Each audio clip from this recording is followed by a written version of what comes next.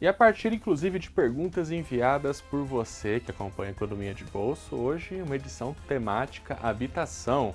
Nós vamos falar sobre a redução da entrada anunciada pelo governo federal e que deve, muito em breve, ser exigida pela Caixa Econômica de 30% para 20%. E também vamos falar hoje sobre consórcio. Nós já havíamos falado sobre isso, mais dúvidas surgiram, então uma explicação mais detalhada sobre como funciona essa modalidade de quem quer tentar fugir dos juros de um financiamento tradicional. O Economia de Bolsa começa agora.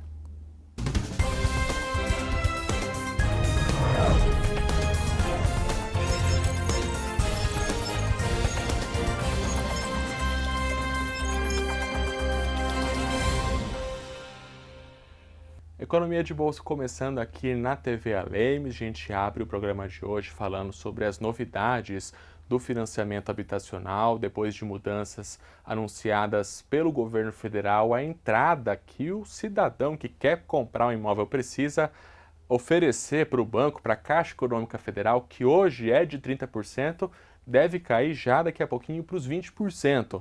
E como que isso foi construído? Vamos partir aqui para a nossa tela para entender um pouquinho desse assunto, alguns dos principais pontos dessa decisão. O teto do sistema de habitação aqui do nosso país, que até hoje cobria até 1,5 milhão de maneira diferenciada via Caixa Econômica Federal, esse teto sai de 1,5 milhão para 2.250.000 reais. A Caixa, como disse, vai voltar a financiar 80% do imóvel, ainda já há quase um ano a Caixa está pedindo de seus clientes 30%, o que dificulta a vida de muita gente, até porque juntar esse dinheiro da entrada é uma coisa bastante difícil, estabelecendo então agora o governo federal junto à Caixa Econômica juros limite de 12% ao ano, que é um número abaixo da atual Selic, que é de 15%, parâmetro aí para vários serviços financeiros, e o governo federal tem uma estimativa de que isso pode incentivar 80 mil financiamentos a mais do que se continuássemos no modelo anterior. A gente segue para a próxima tela ainda falando sobre esse assunto, com relação ao financiamento habitacional. O governo entende que há possibilidade de mais de 110 bilhões de reais de crédito habitacional a partir dessas mudanças. Uma das mudanças é a chamada redução no compulsório, que é uma parte que os bancos precisam reter dos seus depósitos da caderneta de poupança, que é uma exigência legal até para a saúde financeira do sistema financeiro brasileiro. É uma transição que vai durar até 2027, esses efeitos eles não são imediatos. Essa liberação desses recursos da poupança que fazem parte aí de uma quantidade que o banco tem que segurar, que ele não pode utilizar, isso vai ter uma redução gradual até 2027. O governo entende que essas mudanças elas beneficiam mais a classe média e em especial aquelas famílias que não se encaixam em nenhuma das faixas do Minha Casa Minha Vida, que hoje atende famílias de até mais ou menos uma renda total de 10 mil reais por mês, aproximadamente. E a medida também, o governo entende que deve estimular a construção civil e a geração de empregos, um setor que tem um protagonismo bastante interessante aqui no país. Bom, para a gente entender um pouquinho mais sobre os impactos disso, vantagens e desvantagens dessa decisão tomada pelo governo, o Matheus já está aqui com a gente. Matheus, muito obrigado mais uma vez por estar aqui com a gente no Economia de Bolso. Vamos começar falando do copo meio cheio, né? Você sempre traz para a gente o copo meio vazio, o copo meio cheio. Reduzir a entrada, que eu acho que é o que mais chama a atenção, né? A Caixa pedia 30%, passou a pedir 20%, muitos bancos também hoje estão pedindo 30%. Pode estimular compras de imóveis usados e, melhor ainda, né, como o governo estima, incentivar a construção civil? Com certeza, muito bom dia, boa tarde, boa noite para todos que estão acompanhando a gente. É uma satisfação sempre conversar com vocês, ainda mais nesse tema tão especial, né, Thiago? Casa própria, alugada, a residência da pessoa é uma coisa muito importante na vida, então foi muito legal que a nossa audiência mandou bastante perguntas sobre isso. A entrada é uma questão sensível. Muitas vezes as pessoas até fazem um empréstimo para dar entrada e pegar o empréstimo, ou seja, fica bem alavancado. Então, com essa redução da entrada, facilita a vida de muitas pessoas que estão pensando aí em comprar sua casa nova. E, de fato, a construção civil, em economia a gente chama de transbordamentos. A construção civil é aquele setor que tem os maiores transbordamentos positivos para outros setores. O que seria esse transbordamento? O que significa isso? Quando você vai construir uma obra, você vai comprar material, essas lojas de venda de material vendem mais, contrata-se muitos trabalhadores da construção civil, esses trabalhadores ganhando mais, eles consomem nos supermercados, eles consomem nas lojas, nos restaurantes. Então, esse efeito de transbordamento para outros setores na construção civil é o maior efeito, um dos maiores efeitos que tem na economia. Então, quando você coloca mais dinheiro na construção civil, você acaba ajudando vários setores que prestam serviços direto ou indiretamente. Você acaba batendo no transporte, nos serviços, nos materiais de construção e tudo isso. O governo também coloca um teto para a taxa ao ano desses financiamentos, né? Hoje a Selic está em 15, a gente está gravando esse programa dia 20 de outubro.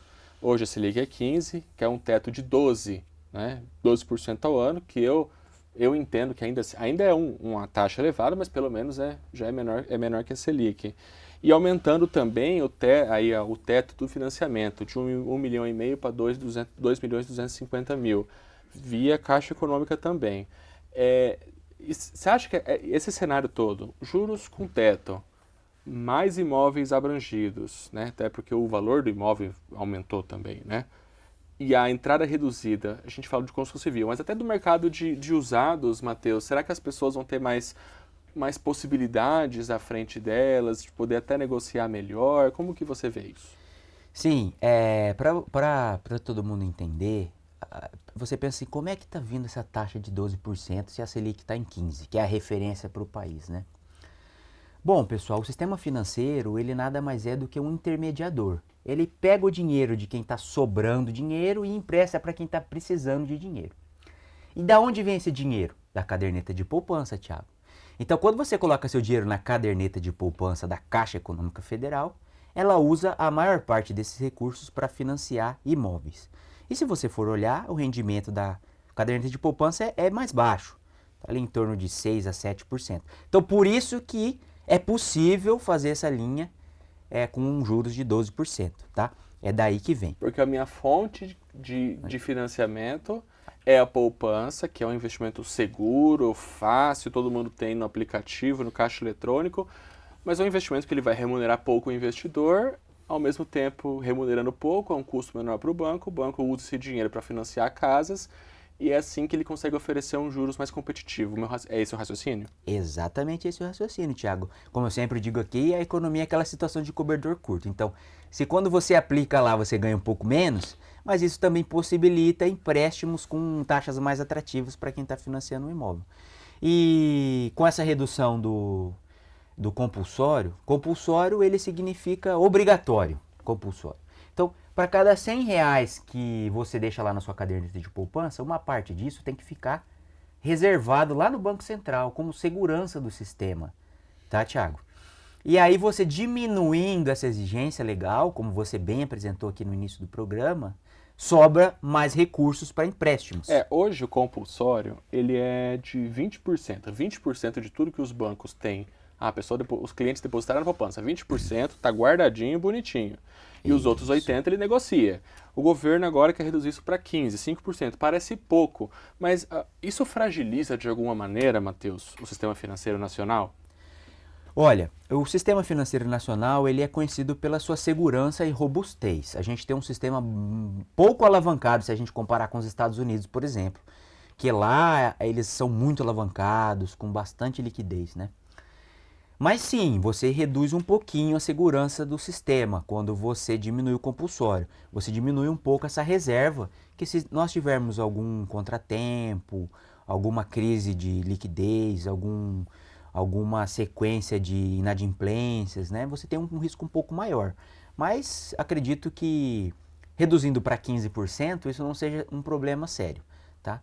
Mas as apostas são, não sei como é que ficou esse martelo, talvez até zere, não tenha nenhum compulsório nos próximos anos, isso escalonadamente, né? E tudo isso para a gente ter mais recursos para financiamentos imobiliários, eu acredito que muito para atender uma parte da população que não tem acesso a Minha Casa Minha Vida. Agora você permite imóveis mais caros, uma faixa de renda mais elevada, né?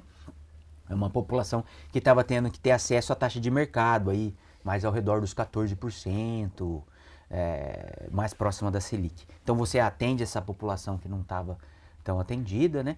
E aí você também estimula a economia, porque você tendo novos empreendimentos imobiliários, isso tem um impacto no crescimento econômico. Uhum. Bom, então, entre copos cheios e copos vazios, como você costuma dizer, Matheus, a gente tem um ponto positivo, que pode ser essas pessoas que não estavam conseguindo ter acesso a umas linhas interessantes. Ter um teto nos juros pode ajudar, mas a gente tem um ponto de alerta que é o compulsório ali, que numa eventualidade ele poderia ajudar e agora é um dinheiro que está indo para isso. Mas seria uma eventualidade, é um cenário mais atípico. É um cenário mais atípico, é um colchão, né? Você tem ali um colchão reservado, então esse colchão vai estar menorzinho. Um pouquinho mais fino. Mais fino, esse colchão vai virar um colchonetezinho. Bom, então é isso. Essa mudança eu reforço, né? Ela vai ser gradual. A Caixa, muito em breve, deve estar já oferecendo essa redução na entrada, essa exigência de 70% de 30% para 20%. Quem está se organizando pode ser uma boa notícia, quem está terminando de se organizar pode ser uma boa notícia também, mas sempre ficar atento aí também à economia de bolsa, as movimentações do mercado, redução de Selic, tudo isso impacta, muita coisa impacta o financiamento dos juros. Matheus, a gente vai agora para o Dinheiro na Prática, o nosso quadro aqui do Economia de Bolsa, e hoje é temático mesmo, a gente já assumiu. Estamos falando de habitação. Você pode mandar sua pergunta no @TV e Rádio Alemes e também no @Mateus Abrita. E chegou para a gente uma pergunta do Jeová sobre habitação, né? E dizendo aqui que ele tem já uma quantia em dinheiro, R$40 mil, e está em dúvida se ele quer fazer um empréstimo, aliás, se ele quer quitar o empréstimo dele, que tem uma taxa de 4% ao ano, ou se ele quer investir esse dinheiro. É a primeira opção, Matheus?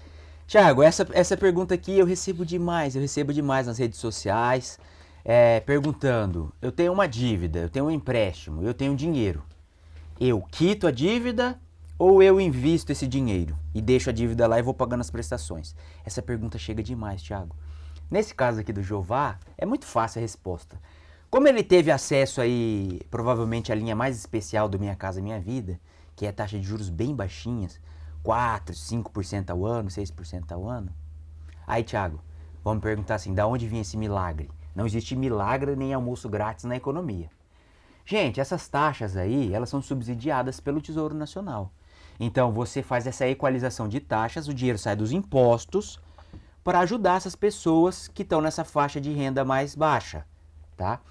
Também uma parte desse funding, a gente chama de funding, é a palavra complicada para isso. Bonita. É a palavra bonita. Também vem do fundo de garantia. Sabe o FGTS que paga aquela merrequinha de 3% ao ano? Também ajuda a financiar. Esse dinheiro também vem daí, tá?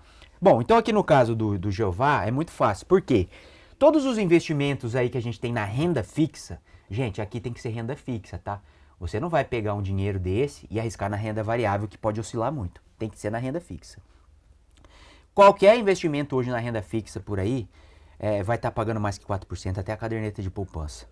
Então, se você conseguir um CDB de 100% do CDI, se você investir no Tesouro Selic, que está pagando 15%, quase todos os investimentos aí da renda fixa, LCA e LCI, estão pagando mais que 4% ao ano. Então, nesse caso, matematicamente, Jeová, é melhor você investir o dinheiro do que quitar esse financiamento, tá? Agora, Thiago, tem que entrar uma questão pessoal. Você tem que ter autocontrole, porque tem pessoa que justifica isso, aí não consegue ver esse dinheiro aplicado. Começa a gastar, começa a gastar, começa a gastar, começa a gastar. Aí não funciona essa conta. Se você não tiver autocontrole, então quite o financiamento. Se você tiver autocontrole, é melhor você fazer um investimento de renda fixa com liquidez, até para ser uma reserva de emergência, mas para emergência de verdade, não para gastar com bobagem. Eu acho que é isso. Vale a pena sim fazer um investimento. Então tá aí, pergunta do Jeová então respondida. Matheus aí entendendo que o investimento com bastante paciência, bastante autocontrole, ele é vantajoso até num cenário de Selic alta, né? Se nós estivéssemos numa Selic baixa, Matheus, talvez a resposta fosse outra, né? Perfeito, Thiago. Então por isso que eu digo. Ou se o empréstimo dele fosse com juro alto.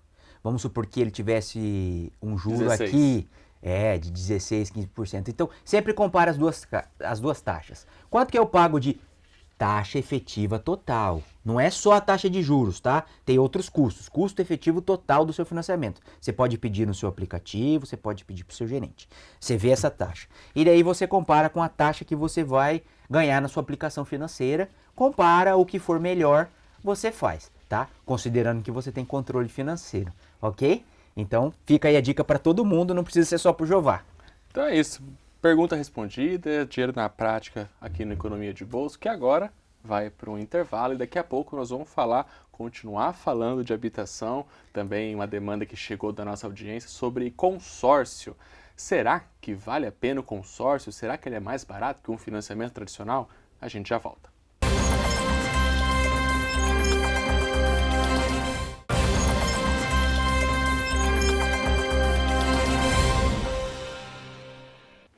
Economia de Bolso de volta aqui na TV Alemes. Agora o nosso assunto é consórcio. Você que acompanha a gente, conversou lá no nosso @TV e Rádio Alemes, @Matheus Abrito, também o professor Matheus sempre muito aqui com a gente, ajudando na análise, para todo mundo poder entender melhor as notícias econômicas. O assunto consórcio, que na edição passada a gente fez um comentário, surgiram mais dúvidas, então hoje a gente está aqui para responder esses questionamentos, entender o que é o consórcio. A gente começa aqui vindo para a nossa tela, trazendo então alguns pontos sobre consórcio, né? O que é o consórcio? Uma espécie de autofinanciamento, autofinanciamento coletivo, onde as pessoas elas se unem em torno de um objetivo, na maioria das vezes um bem, uma casa, um carro, um equipamento agrícola, ou até mesmo serviços, uma viagem, um procedimento estético. Existem várias modalidades. Os participantes desse grupo, eles pagam parcelas mensais, e essas parcelas é que mês a mês vão contemplando os participantes desse grupo, que são sorteados na sorte, né? Pelo sorteio, ou uma parte dessas pessoas pode dar lances, já antecipar as suas parcelas, já visando sair na frente de outras, reforçar o caixa desse grupo e em contrapartida são contempladas de maneira antecipada ou sem depender da sorte. Não totalmente, porque podem existir outros lances. São administrados por empresas que precisam ser autorizadas pelo Banco Central, que é importante também. O contemplado ele recebe uma carta de crédito para adquirir o bem desejado daquela categoria que ele aderiu. A gente segue para a próxima tela aqui ainda sobre consórcio. A instituição financeira, o banco, a empresa administradora daquele consórcio, ela não cobra juros, mas ela vai cobrar a taxa de administração, a taxa do serviço dela e também o fundo de reserva daquele grupo do consórcio. As vantagens são um custo bem menor, porque os juros não é cobrado, é cobrar a taxa de administração no fundo de reserva, que na ampla maioria das vezes ele é mais competitivo que os juros, e tem a desvantagem, uma possível demora, né? Você faz o seu consórcio, espera ser contemplado, tem uma certa urgência, mas você não é contemplado no sorteio, não tem o dinheiro para poder dar um lance, então essa pode ser uma desvantagem. A gente volta aqui para a mesa para conversar com o Matheus. Quem gosta de consórcio precisa ter paciência, Matheus, é isso que eu entendo. É isso que você entende também? Isso, Thiago, você mostrou muito bem aí na sua tela. O consórcio é muito bom para quem é planejado, tem um planejamento correto, porque você, na maior parte das vezes, mas fique atento ao custo da taxa de administração, vai ter um gasto muito menor do que um financiamento. Então, se você conseguir se planejar, olha, eu vou trocar meu carro daqui a 2 anos, vou trocar meu carro daqui a 3 anos, vou comprar um imóvel daqui a 5 anos. Se você conseguir se planejar, começar antecipadamente, provavelmente tem que comparar os casos, mas você vai pagar muito menos juros, né? Porque não tem juros, tem a taxa de administração. Agora, se você precisa do bem imediatamente, aí o financiamento ele tem essa vantagem, né? A não ser que você já tenha uma boa grana para dar um lance, tá? Porque o consórcio, como é que ele funciona, Thiago? Vamos supor que a gente precise comprar um bem. Eu não consigo comprar, você não consegue comprar. Mas se a gente juntar 100 pessoas dando R$1.000 por mês, um de nós todo mês vai conseguir comprar aquele bem. Uhum. Então, você junta as pessoas para conseguir comprar esse... O popular até chama de Moai, né? Quando faz Grande Moai. Muita Moai, gente não é? faz, né? Pra panela, pra qualquer coisa aí. As revistinhas, né? A lógica é parecida, tipo. Uhum. Então, você junta uma galera, um monte de pessoas ali, dando uma prestaçãozinha, de modo que alguns felizardos vão sendo contemplados e no final do período todo mundo é contemplado, né? Agora você tem que ter esse cuidado mesmo. Se você está muito angustiado, precisa do bem para ontem, né? Então, às vezes o financiamento pode ser melhor, tá? E, Matheus, assim, eu vejo na rua mesmo, aqui em Campo Grande, onde a gente grava, às vezes até no poste tem lá propaganda de consórcio. Que cuidados que a gente tem que ter quando vai olhar a empresa? Tem propaganda na TV também, empresas que patrocinam reality show, os bancos, né, que a gente tem conta e tudo mais. Mas qual cuidado que a gente tem que ter para garantir essa empresa, ela realmente me dá segurança, vou comprar meu consórcio com ela, não tenho risco de tomar calote? É muito importante que sejam empresas que tenham registro do Banco Central, que são acompanhadas pelas autoridades do sistema financeiro. Você pode consultar nos sites oficiais isso. Ou dos grandes players, né? Os grandes bancos, empresas consolidadas. Por quê? Porque, infelizmente, existem empresas que você taca a sua... Eu já vi várias vezes isso. Você taca a sua carta de crédito, você vai lá comprar seu carro e eles não pagam, não pagam, não pagam. Muitas vezes, Thiago, eles ficam dando desculpa burocrática. Ah, faltou um papel. Ah, faltou outro papel. Mas o que está por trás disso é que ele não tem aquele recurso. Ele está esperando um próximo mês para entrar o ingresso de prestações para ele conseguir te contemplar. Tá? Isso tem que tomar cuidado. Então, é importante você olhar muito a taxa de administração e a credibilidade dessa empresa, tá? Porque, infelizmente, às vezes a gente tem esses problemas. A gente sabe que um mês ou outro alguém pode se apertar no grupo, né, não pagar a parcela, até por isso tem o fundo de reserva. Isso. E uma coisa interessante do fundo de reserva é que eu acho que, se eu não me engano, ele é devolvido para a pessoa, né, no final do período. Não é uma porcentagem pequena, mas melhor que nada, né? Com certeza, Thiago. Isso daí é uma outra vantagem em relação ao financiamento, né?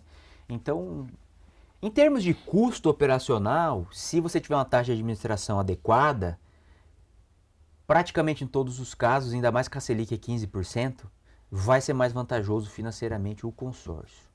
Agora, sobretudo, se você é aquela pessoa que está planejando com antecedência a aquisição desse bem ou desse serviço, tá? Agora, se você precisa do bem imediatamente, aí você vai ter que cair mesmo no financiamento se você não tiver o dinheiro. Até porque o lance, alguns grupos, os lances são bem altos. Um imóvel de 300. Tem lance que é diferente da entrada que a gente estava falando agora há pouco. O lance, ele depende do grupo. Se alguém der um lance de 50, para eu ganhar do de 50, tem que dar 51%. Aí não... Geralmente, no início dos consórcios, geralmente os lances giram nesse redor aí, 60%, 50%, aí vai caindo. A galera com pressa e que tem um dinheiro bom. Exatamente. O pessoal que está com pressa, ele já faz o consórcio e já dá essa injetada de lance, né? Agora, se você esperar um tempo, esses percentuais vão caindo. Você pode ir acompanhando os resultados das assembleias e eles informam para você qual o percentual do lance que foi contemplado ali. E aí você já consegue balizar no outro mês o lance que você vai fazer. Bom, a gente falou sobre a importância agora de você procurar uma instituição financeira com credibilidade, e lá no site do Banco Central, que é bem fácil, procurar se essa empresa está registrada lá mesmo, né? Às vezes até mesmo procurar na internet pessoas que tiveram essa experiência, mas os aplicativos de bancos, em especial os digitais, até os bancos tradicionais, se assim a gente pode dizer, os próprios aplicativos eles oferecem essa alternativa também. Inclusive a gente simulou, Matheus, 2 cenários aqui. Você quer comentar alguma coisa? Só um comentário. Também a gente tem aqueles sites de reclamação, que é importante você olhar a reputação das empresas, porque se teve algum problema, esses sites ajudam. Hoje o mais famoso é o Reclame Aqui, reclameaqui.com.br, famoso. Do próprio governo federal, consumidor.gov.br também é uma ferramenta. Reclame Aqui e o consumidor.gov.br são bastante semelhantes. Acho que é um alerta bom aí que o Matheus trouxe pra gente. Vamos colocar aqui na nossa tela, a gente fez uma simulação, a gente já tem essa informação aqui para todo mundo ver, tela cheia. é um financiamento, uma simulação que a gente fez de consórcio mobiliário, de imobiliário, um consórcio de uma casa. Bom, Matheus, então aí tá aí a primeira simulação que a gente fez. Olha só, um imóvel no aplicativo, R$ 285.000 a simulação do consórcio, ela não pergunta o seu score, ela não analisa o seu perfil, porque ela depende do grupo do que está sendo oferecido. E olha só, Matheus, R$ 285.000, taxa de administração, 24%. Então, 24% No período. vai ser cobrado em cima desses 285, que é o valor da carta de crédito, né, no futuro. Então, 3% é fundo de reserva, aquele valor que vai ser devolvido para a pessoa no final. Tem aqui o número de parcelas, 159, um número bem menor que de financiamento, né, Matheus? Que tem financiamento que vai 420 parcelas, esse é menor. A gente tem nos financiamentos até 40 anos, né? De 30, Bastante, 35, né? 40 E anos. aqui a gente está com 13, 14 anos, um período menor. Perfeito. Aí esse aplicativo em específico que a gente simulou, ele tem duas modalidades que eu até vejo que estão ficando comum. É o plano conforto 50%, você paga metade até ser contemplado, mas depois o resto é diluído, né? E vira pegadinha. Exato, Thiago. Aqui tem que ter um cuidado. Você nesse plano conforto é muito legal porque você paga uma prestação baixinha até você ter o bem, até você ser contemplado, tá? Mas aí também depois isso tem não existe nada de graça, não existe almoço grátis. Então, aí depois que você é contemplado, você também tem que compensar isso aí, né? Aí vai diluir no resto. Eu costumo utilizar o plano tradicional mesmo, a não ser que você vai usar um bem que vai aumentar a sua renda. Por exemplo, você está fazendo um consórcio de um veículo que vai ajudar você a ganhar mais dinheiro. Aí faz sentido, porque daí você vai ter mais dinheiro, né, Thiago? Matheus, 24% é uma taxa alta para administração? É uma taxa mais em linha com o mercado mesmo. 24% está mais em linha com o mercado, sim. Beleza. Vamos para a segunda simulação, porque a gente falou muito de habitação, mas a gente também tem a simulação de outros bens, como a gente simulou um veículo aqui. A gente, na verdade, colocou o valor, o próprio aplicativo atribuiu um veículo, a gente coloca na tela também essa segunda informação. Ele deu aqui um veículo na casa dos R$ 95.996, né? Ele atribuiu aqui um Onix, né? Onix Hatch 1.0, modelo, acho que até não sei o modelo exatamente qual que é, e tá aqui, 98 meses, 98 parcelas de 1.220. O próprio aplicativo aqui, oferece a possibilidade de você simular o lance, ofertar um lance para quem já tem, consultar o histórico de contemplações, até para pessoa ter uma base, né, Matheus? Tiago, tem umas coisas interessantes aqui nessa simulação, tá? Mas não falou nada de porcentagem ainda. Por exemplo, o Onix Hatch aqui, você tem que conferir com o seu gerente, com a pessoa, porque às vezes isso aqui é só uma referência. Só uma referência. Não necessariamente você vai precisar comprar um Onix Hatch, entendeu? É só uma referência. Isso. Outra coisa interessante aqui é o índice de correção, que aqui ele vai acompanhar a tabela FIPE. Gente, se a gente está juntando várias pessoas para comprar determinado bem, nesse caso aqui é um Onix Hatch, você precisa que daqui a 1, 2 anos, aquelas pessoas que não compraram um Onix Hatch ainda consigam. Então, ele vai ser reajustado de acordo com o valor desse bem, que nesse caso aqui é a tabela FIPE. Senão, vamos supor, daqui senão ele não 3 compra. anos, o Onix que custa 95 vai estar custando 105, vai faltar 10 mil. Exatamente, Thiago. E por isso que tem essa correção e tem que cuidar. Se a sua correção é IPCA, se a sua correção é tabela FIPE, tem que cuidar disso. Vamos para a última tela então, só antes da gente finalizar, que é com relação às taxas, que esse aplicativo aqui mostrou pra gente de uma maneira, o aplicativo desse banco mostrou pra gente de uma maneira um pouco diferente. A gente já está colocando aqui na nossa tela, nossa última tela, com relação aos percentuais, né, as taxas. Olha só, ele até foi um pouquinho mais detalhado, Matheus, mês a mês, como que não é, mas no final entregou ali o total. Exato. 22,2% de taxa de administração, no caso desse é um consórcio de veículo, e também 3% de reserva, assim como a gente tinha naquele consórcio de imóveis. E também ele já avisa que o fundo poderá ser devolvido ao final do consórcio conforme o contrato, 3% do valor da carta de crédito e a taxa de administração 22%. Ainda assim, é um financiamento aí de quase 100 meses, um pouco menos, cerca de 8, 9 anos, mas 22% se pegar do todo, né, Matheus, fica bem mais barato também. E interessante para quem está com tempo, quem tem paciência. Olha que interessante, Thiago, que nós temos informações muito ricas, né? Então, essa taxa de administração de 22% para o período todo, né, de 98 meses? 98 meses. E aí a gente tem aqui por mês, ó. Na primeira sexta parcela, a taxa de administração vai ser 0,5% ao mês. Então, isso aqui facilita você até comparar, porque Ter geralmente referência. as taxas de juros de financiamento de veículos, elas são mensais. Então, a última vez que eu vi, vai ser acima de 1,6 geralmente. Então, vai depender do seu score, né, Thiago? Vai depender de um monte de coisa também o financiamento. Mas a gente observa aqui que o consórcio fica mais vantajoso aqui se você, sobretudo, tem tempo a seu favor. Ou o dinheiro do lance, né? Então, é uma opção muito interessante para quem precisa ter acesso a um bem e quer pagar um pouco menos aí, gastar um pouco menos. O consórcio é sempre interessante de ser analisado, desde que, Thiago, leve em conta essas informações que nós estamos passando aqui. Taxa de administração, olhar o fundo de reserva, a reputação da empresa, o prazo, qual é o fator de correção. Tem que olhar tudo isso, pessoal.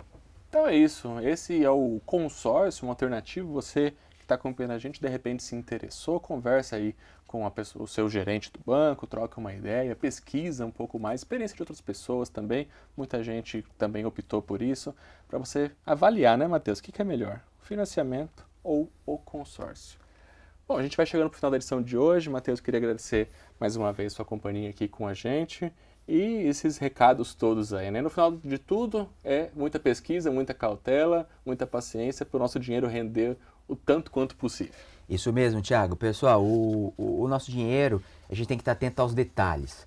Uma pequena taxa aqui, uma pequena taxa ali. Se você opta pelo que é mais favorável para você, ao longo do tempo, você vai ver o efeito multiplicador disso, o efeito bola de neve a seu favor ou contra você, né? Quando a gente entra nos rotativos da vida. Mas mandem as perguntas, paute o nosso programa aí com essas questões tão legais aí que a gente fez esse programa de hoje, Thiago. Valeu, Matheus. Até a próxima. Um abraço. Bom, reforçando então, você pode mandar nossa pergunta lá no @TV Rádio Alemes, o Instagram aqui da TV Alemes e também direto lá no Instagram do professor @Matheus Abrita. A gente sempre tem uma caixinha por lá para você mandar o seu questionamento. Você pode reassistir essa edição ao longo da programação aqui da TV Alemes, também lá no nosso YouTube. É só você pesquisar por Assembleia Legislativa de MS. Mais uma vez, muito obrigado pela sua audiência e até a próxima. Tchau.